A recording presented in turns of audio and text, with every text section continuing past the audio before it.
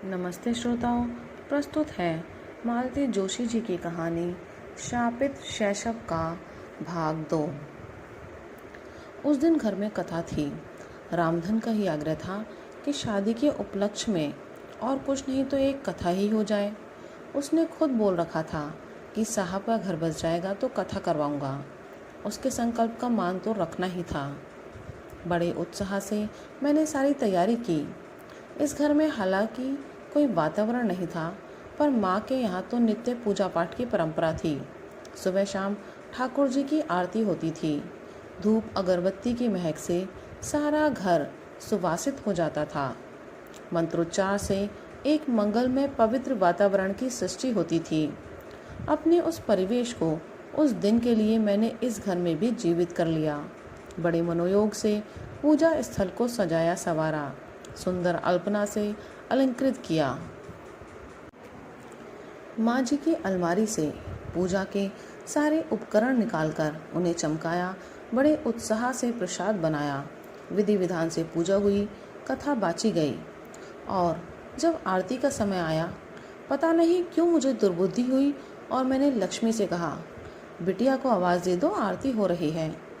बिटिया रानी कमरे में अवतीर्ण हुई, जीन्स और लूजर, उसकी रोज की पोशाक। पर पता नहीं क्यों पंडित जी के सामने जरा संकोच हो आया, और जब आरती लेने का समय आया तो मुझसे नहीं रहा गया। बेटे, जूते पहनकर आरती नहीं लेते। बस वह एकदम पलटकर चली गई। ना आरती ली, ना प्रसाद दिया। मन एकदम खराब हो गया। मेरे ही अनुरोध पर इन्होंने अपने एक दो मित्रों को सपरिवार खाने पर बुला लिया था। सोचा था जरा उत्सव का वातावरण हो जाएगा, पर उल्टे मातमी सन्नाटा सा छाया रहा। अजीब सा आलम था। मैं उस पर अपना पूरा स्नेह उड़ेल देने को बेचैन थी। अपनी ममता का आंचल फैलाए बैठी थी, लेकिन वह 16-17 साल की लड़की को गोद में लेकर दुलराया तो नहीं जा सकता। उससे तो दोस्ती ही की जा सकती है। पर जब जब मैंने दोस्ती का हाथ बढ़ाया, उसने निर्ममता से झटक दिया। जब जब प्यार से उसे कुछ समझाना चाहा, बिच्छू सा डंक मारकर उसने मुझे आहत कर दिया। और कल रात तो हद ही हो गई। महारानी सुबह 8 बजे जो कॉलेज गई तो रात तक लौटी ही नहीं। ये सेमिनार के लिए दिल्ली गए हुए थे। मेरी तो चिंता से जान सूख गई। रामधन से कहा कि पास पड़ोस में कोई सहेली रहती हो तो पता कर लो, पर उसने साफ मना कर दिया। बोला, बेबी गुस्साती हैं।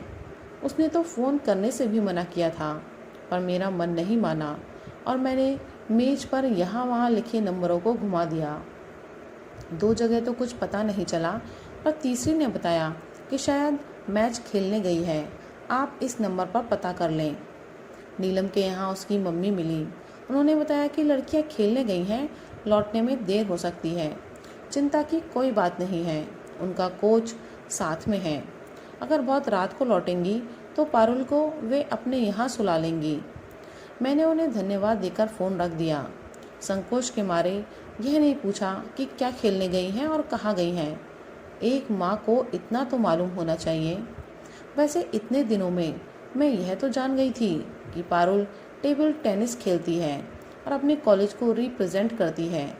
जानकर सचमुच खुशी हुई थी, पर इसका यह मतलब तो नहीं कि आपको बिना पूछे हर कहीं जाने की आज़ादी मिल गई। अगर कार्यक्रम ऐन वक्त पर तय हुआ है, तब भी फ़ोन तो किया ही जा सकता है। रात मैंने कैसे काटी मैं ही जानती हूँ। डॉक्टर घर पे नहीं थे, नहीं तो मैं इतनी रात उसे घर पर ले आती और सारे आदर्शों को ताक पर रखकर खूब खरी खोटी सुनाती। सोचा तो यही था कि सुबह जैसे ही वह घर में दाखिल होगी, उसे खूब आड़े हाथों लूँगी, लेकिन यह तो हुआ नहीं। उल्टे वही मुझ पर बरस कर चली गई और मैं बस चुपचाप सुनती रही। रात को ये दिल्ली से लौटे तो मैंने उन्हें सारा किस्सा सुनाया, पर इन्होंने कोई प्रतिक्रिया व्यक्त नहीं की। उल्टे बड़े लापरवाह ढंग से बोले, हाँ, नीलम के यहाँ रह गई होगी, उसकी बड़ी पक्की सहेली है। मुझे बहुत ताव आया। एक मैं ही बेवकूफ़ हूँ जो रात भर जागती रही, दिन भर सुलगती रही। जिनकी बेटी है उन्हें तो कोई चिंता ही नहीं है। फिर अपने पर ही शर्म हो आई। बेटी क्या सिर्फ उन्हीं की है? मैंने तो डॉक्टर कुमार को उनके पूरे परिवेश के साथ स्वीकार किया है, फिर क्या मेरी कोई जिम्मेदारी नहीं? बाप की नज़रें जिन्हें पकड़ नहीं पाती, माँ की नज़रें क्या उन खतरों से गाफिल रह सकती हैं?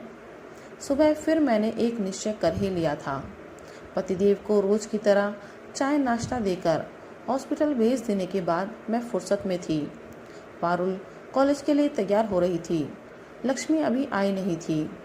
रामधन रसोई में अंडा फेंट रहा था। मैंने एक लंबी लिस्ट और पैसे पकड़ाते हुए इससे कहा, काका ज़रा बाजार का चक्कर लगाना होगा, तुम्हारे साहब लंबी चौड़ी फरमाइश कर गए हैं। अरे उनको फरमाश का मौका तो अब लगा है, अब तक तो जो कच्ची पक्की बन गई सो खा लेते थे। वही तो सोचती हूँ कुछ तो उनकी पसंद का बना दूँ, आप झटपट सामान ला दो। अभी हाल जात हैं, बिटिया का नाश्ता बना दे। वह तो मैं बना लूँगी, कहकर मैंने तुरंत गैस जलाकर फ्राइंग पैन चढ़ा दिया।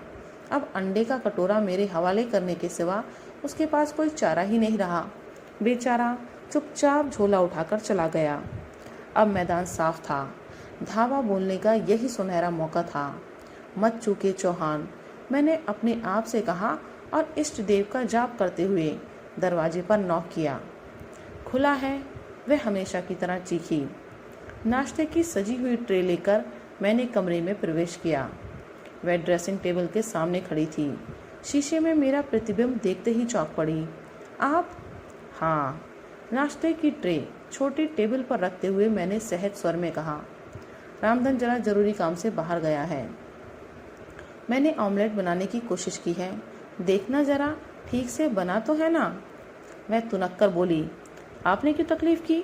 मैंने आपसे 1000 बार कहा है कि। मुझे याद है, मैंने उसे टोकते हुए कहा, पर वो क्या है बिटिया रानी कि तुम्हारी बदकिस्मती से तुम्हारे पापा मुझे ब्याह कर लाए हैं। इस रिश्ते से अब घर के हर कमरे पर मेरा हक हो जाता है और घर के हर सदस्य की भूख प्यास देखना मेरा फर्ज बन जाता है। वह चकित थी। मुझे आतंकित करने का उसका प्रयास व्यर्थ हो गया था। खींचकर बोली, आखिर आप कहना क्या चाहती हैं? बताती हूँ, मैंने इत्मीनान से पलंग पर बैठते हुए कहा, क्योंकि जो बात मैं कहने के लिए आई हूँ उसे कहे बिना तो मैं यहाँ से जाऊँगी नहीं। मुझे मालूम है कि तुम्हें मेरा कमरे में आना जरा भी अच्छा नहीं लगता, इसलिए भलाई इसी में है कि तुम मुझे शांति से सुन लो, ताकि तुम्हें भी जल्दी छुटकारा मिले और मैं भी अपना काम देखूं।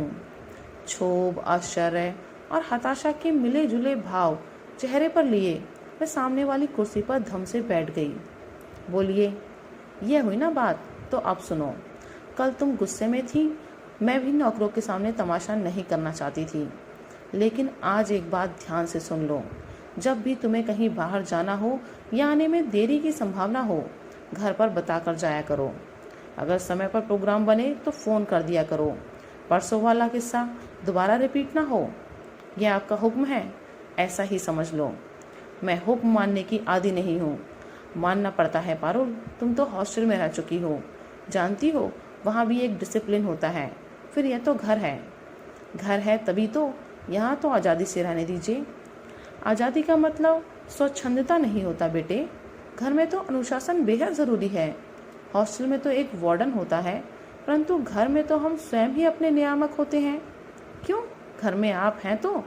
उसने चिढ़कर कहा, आप तो घर को जेल बनाकर रख देंगी। जेल? और क्या, कौन सी कसर छोड़ी है आपने? जेल से भागे हुए कैदी की तरह ही तो मेरा पीछा किया है।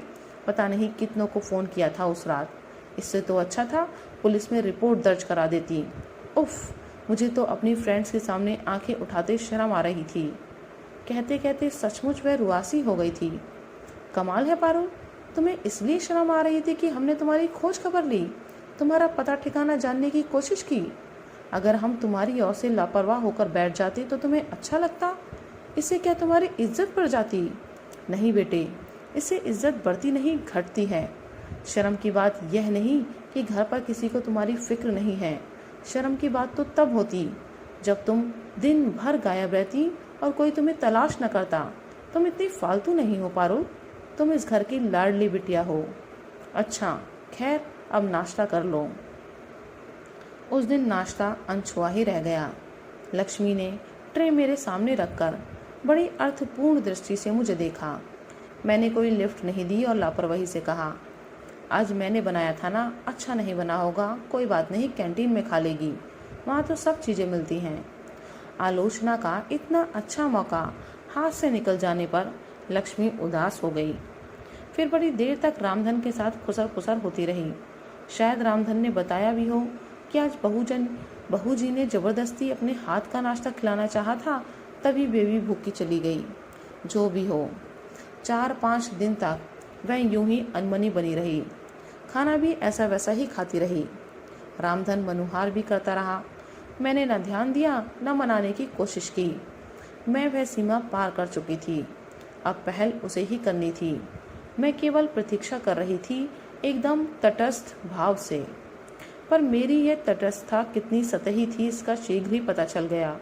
उस दिन सुबह से ही रिमझिम शुरू हो गई थी। जाते समय पारुल रेनकोट के लिए गेट से लौट कर आई थी। यह मैंने देखा था। ये जब लंच के लिए आए, पानी तब भी बरस रहा था, पर हल्का था। हम लोग खाना खाकर लेटे ही थे कि बारिश तेज हो गई। 3 बजे तक तो उसने घनघोर रूप धारण कर लिया। देखिए तो कैसा धुआंधार बरस रहा है। सावन का महीना है, अब भी नहीं बरसेगा। मुझे तो पारुल की चिंता हो रही है। कॉलेज भी तो मरा शहर के दूसरे छोर पर है। रेनकोट लेकर गई है ना। ओफो, ये पानी तो देखिए, ये क्या रेनकोट के बस का है। इस पर वह लूना से गई है, पूरी भीग जाएगी तो घर पर आकर कपड़े बदल लेगी। आप तो कमाल करते हैं। तो मुझे क्या करने को कहती हो? उसे जाकर ला नहीं सकते? जरूर ला सकता हूँ, पर जानती तो हो वह लड़की कैसी तूफान है। मैं चला भी जाऊँ तो क्या वह मेरे साथ आएगी और लोगों के सामने मेरा तमाशा बन जाएगा। और देखो, कहीं फ़ोन मत करना, उस दिन जैसा नाटक हो जाएगा। तो क्या हाथ पर हाथ धरे बैठे रहे? मैंने चिढ़कर कहा, कैसे बाप हैं आप। पानी ही बरस रहा है, कोई प्रलय नहीं आया है जो तुम इतना परेशान हो रही हो। उसकी बहुत सी सहेलियां वहीं आसपास रहती हैं, थोड़ी देर के लिए कहीं भी रुक जाएगी। Now relax. किसी के रिलैक्स कह देने से क्या होता है। मेरी चिंता तो वैसे ही बनी रही। पता नहीं कितनी बार तो मैंने दरवाजे के चक्कर लगाए होंगे। पता नहीं कितनी बार तो कहा होगा, लड़की पता नहीं कहाँ रह गई। शाम को पानी का जोर थोड़ा कम हुआ, पर लड़की का कहीं पता नहीं था। मेरी व्यग्रता और बढ़ गई। सोच लिया कि अगर 7 बजे तक वह नहीं लौटी तो उसके पिता को गाड़ी निकालनी ही होगी। मैं घड़ी की सुइयों पर ही नजरें गड़ाई थी कि रामधन की आवाज़ सुनाई दी, बहू जी, बेबी आ गई। मैं दौड़कर दरवाजे पर पहुंची। देखा, लथपथ चली आ रही हैं। साथ में 2 मूर्तियां और हैं। लीजिए साहब, संभालिए अपनी अमानत। अरे ऐसा तूफान मचाया कि बस बरसते पानी में आना पड़ा। पागल। मैंने पारुल को हल्की सी चपत लगाते हुए कहा, अपने साथ आंटी को भी गिला कर दिया। फ़ोन कर देती, पापा खुद जाकर लेवा लाते। उसने मुझसे नहीं कहा था बहन जी, मैं तो अकेली ही आ रही थी। पर बताइए, जवान जहान लड़की को ऑटो में अकेली कैसे भेज दें? ज़माना कितना ख़राब चल रहा है। लड़कियों को तो कुछ कहो तो बुरा लगता है, पर आप ही बताइए। आप भीतर तो आइए, ऑटो खड़ा है, उसे मैं विदा कर देती हूँ, ये आपको छोड़ आएंगे। पारुल, तुम जाकर झटपट कपड़े बदलो, नहीं तो बीमार पड़ जाओगी। भीतर जाकर मैंने रामधन को अदरक वाली चाय बनाने का आदेश दिया। लक्ष्मी के हाथ ऑटो के पैसे भिजवाए, इन्हें तैयार रहने की सूचना दी और फिर 2 तौलिए लेकर बाहर आ गई। तब तक माँ बेटी ड्राइंग रूम में आ चुकी थी। मुझे लगा कि आगंतुक महिला भीतर आने को उत्सुक ही थी, तभी तो जरा से अनुरोध पर मान गई। डॉक्टर साहब आज शायद घर पर ही हैं? उन्होंने पूछा। जी हाँ, रोज़ तो 6 बजे ही निकल जाते हैं, पर आज पारुल की वजह से रुक गए। उसे लेने ही जा रहे थे, पर पता नहीं था ना कि कहाँ पर है। सब की सब हमारे घर पर ही इकट्ठा हो गई थी। मैंने भी वीसीआर लगा दिया, वही मैंने प्यार किया। पता नहीं कितनी बार देखती हैं ये लोग, पर आज तो पिक्चर आधी भी नहीं हुई और सबकी सब खड़ी हो गई। पारुल तो एकदम सड़क पर चल दी। बड़ी मुश्किल से रोका मैंने उसे और अपने साथ ले आई। बहुत डरती है आपसे। जी नहीं जी, डर तो होना ही चाहिए। चोट माँ की हो या बाप की, लड़कियों को थोड़ी तो दहशत होनी ही चाहिए। दरअसल चिंता हो जाती है, मैंने मिमियाते हुए कहा। एक बार पता रहे ना कि कहाँ हैं तो फिर कोई बात नहीं, पर यही तो मैं इनसे कह रही थी। घर में माँ होने से बहुत फ़र्क पड़ता है। भले ही वह मम्मी, उनके सौतेले कहने से पहले ही लड़की ने झपट दिया। मम्मी, तुम्हें कुछ मालूम तो है नहीं, बस बोलती जा रही हो। डर वर की कोई बात नहीं। दरअसल उसकी गीतांजलि और शाहीन से झड़प हो गई थी, इसलिए वह पिक्चर छोड़कर चल पड़ी थी। अरे, मुझे तो पता ही नहीं चला, क्या हुआ था? मम्मी की आंखें उत्सुकता से फैल गईं। बिटिया ने हताश होकर मेरी ओर देखा, फिर संक्षेप में बुलाया। अरे, वो गीता और शाहीन है ना, बहुत नाटक करती हैं। खुद ही पिक्चर लगाने को कहा और खुद ही बीच में उठकर खड़ी हो गई। बोली कि देर हो रही है, घर जाएंगी। पारुल ने कहा, ऐसी भी क्या जल्दी है, थोड़ी देर बाद चलते हैं, घर तो सभी को जाना है। तो दोनों कहती क्या है, तुम्हारी बात अलग है, तुम तो फ्री बर्ड हो, घर पर कोई कहने सुनने वाला नहीं है, लेकिन हमारी अम्मा लोग तो हमारी जान ही ले लेंगी। बस पारुल को ताव आ गया। अच्छा हुआ कि उसी समय चाय आ गई और मैं प्रस्तुत घटना पर टिप्पणी करने से बच गई। चाय पीते ही बिटिया उठ खड़ी हुई। मजबूरन माँ को भी उठना पड़ा। मैंने इन्हें आवाज़ दी, तब तक पारुल भी कपड़े बदल कर आ गई थी। पानी अभी थमा नहीं था, इसलिए हम दोनों ने मेहमानों को दरवाजे से ही विदा किया। गाड़ी गेट से बाहर निकल गई, तब हम लोग भीतर आ गए। देखा पारुल के बालों से अभी पानी टपक रहा था। मन हुआ उसके कंधे पर पड़ा टॉवल खींचकर उसका सिर अच्छे से पोंछ दूं, पर हिम्मत ही ना पड़ी। मुझे खुद विश्वास नहीं हो रहा था कि अभी थोड़ी देर पहले मैंने हल्की सी चपत लगाई थी।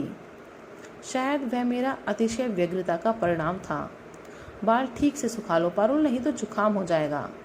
अपना ड्रायर भिजवा दूं क्या? वह सिर्फ मुझे देखती रही।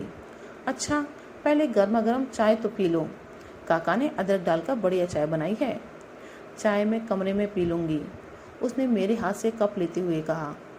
फिर जाते हुए दरवाजे में ठिठक कर बोली, थैंक यू मम्मी। मैं खुश थी और चकित भी। रात को इच्छा हुई कि यह सुसंवाद इन्हें भी सुना दूं, पर अपने को रोक लिया।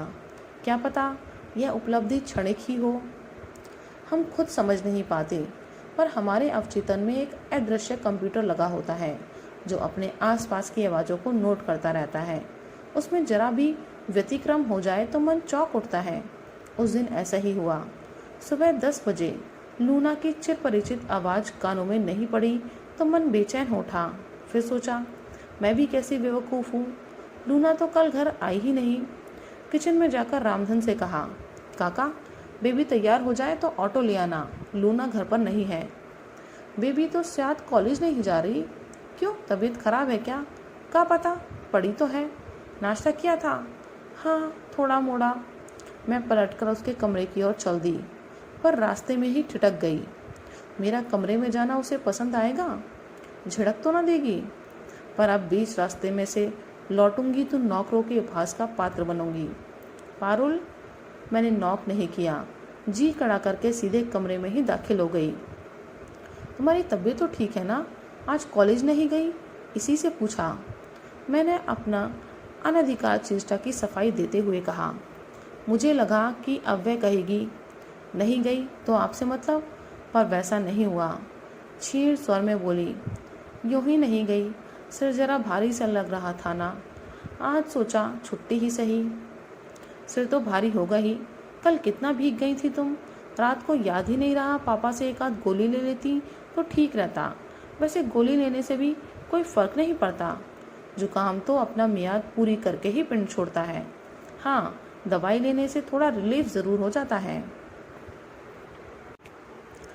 मुझे पता ही नहीं चला कि बात कहते हुए मैं कब उसके पास पहुंचकर उसके सर पर हाथ फेरने लगी थी। जब होश आया तो देखा मेरा वह स्पर्श उससे सहा नहीं जा रहा है। उसके होंठ काँप रहे हैं और उसने दोनों हथेलियों से अपनी आंखें ढांप रही हैं। बीमारी की दशा में किसी का स्नेहिल स्पर्श क्या कयामत ढाता है, या मुझे मालूम है। वह दिलेर लड़की मेरे सामने रोएगी नहीं, यह भी मैं जानती थी। इसलिए मैंने कहा, काका ने बताया कि तुमने ठीक से नाश्ता भी नहीं किया।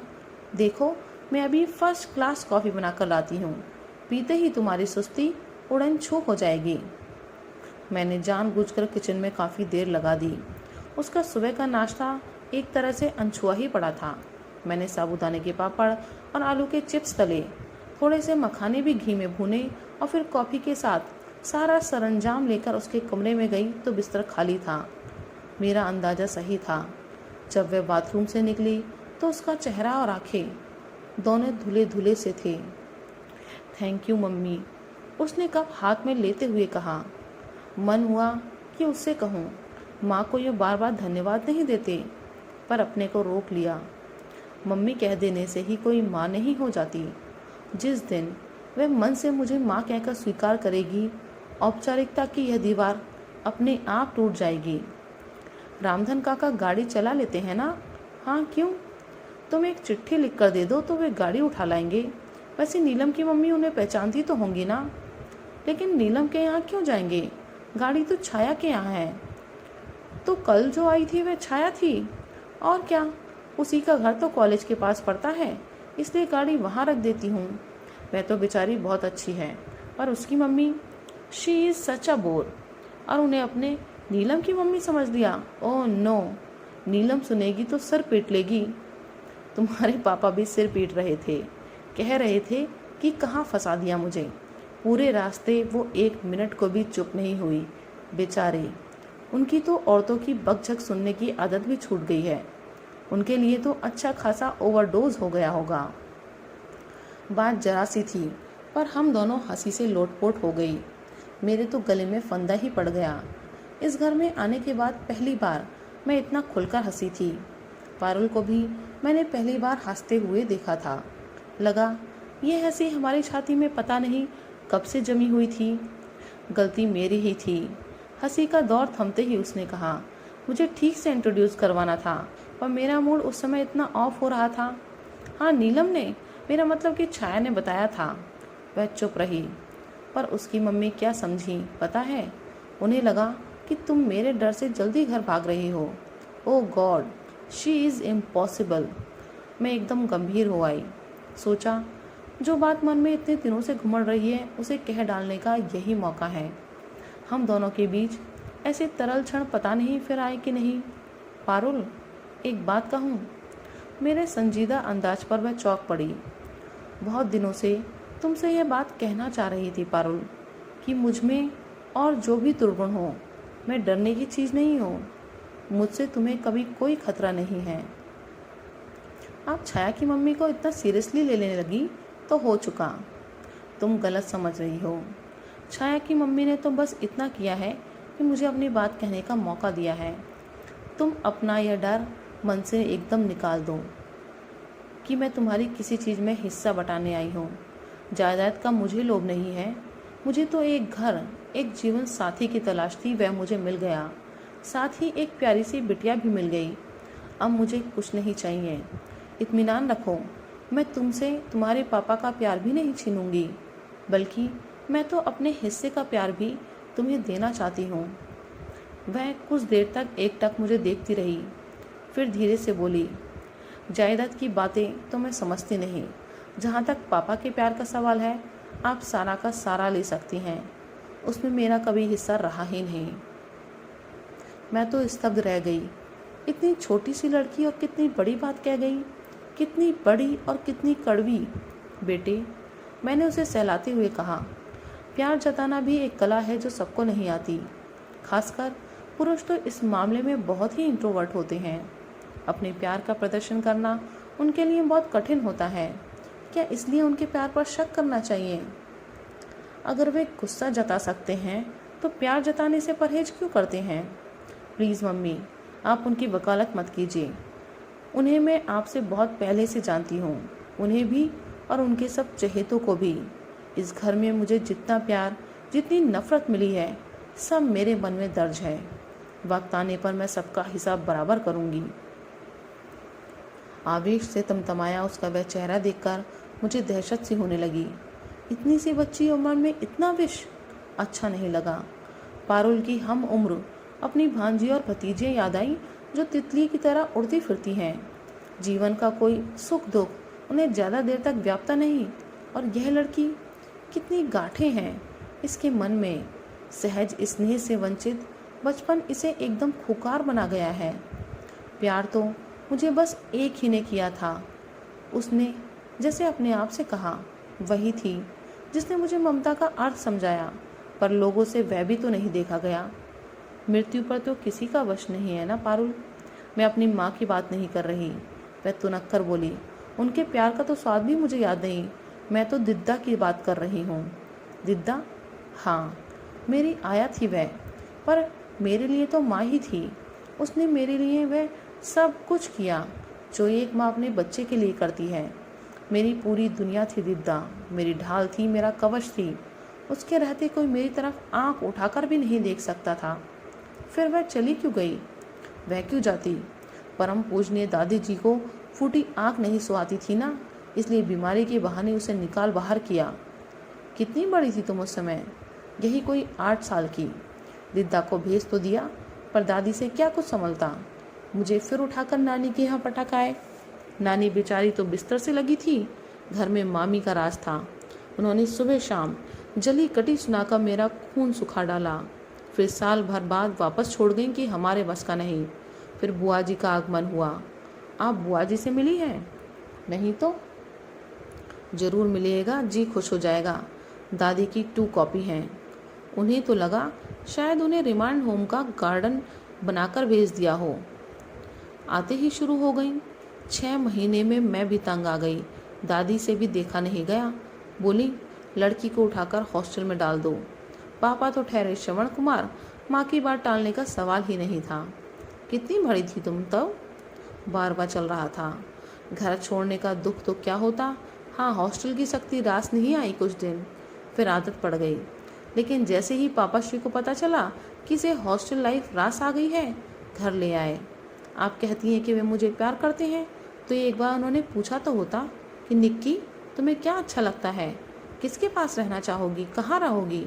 बस मनमानी करते रहे, जैसे निक्की ना होई कोई गुड़िया हो आई, जहाँ चाहे पटक दो। ये आखिरी बात कहते कहते उसका आवेश रुलाई में बदल गया था।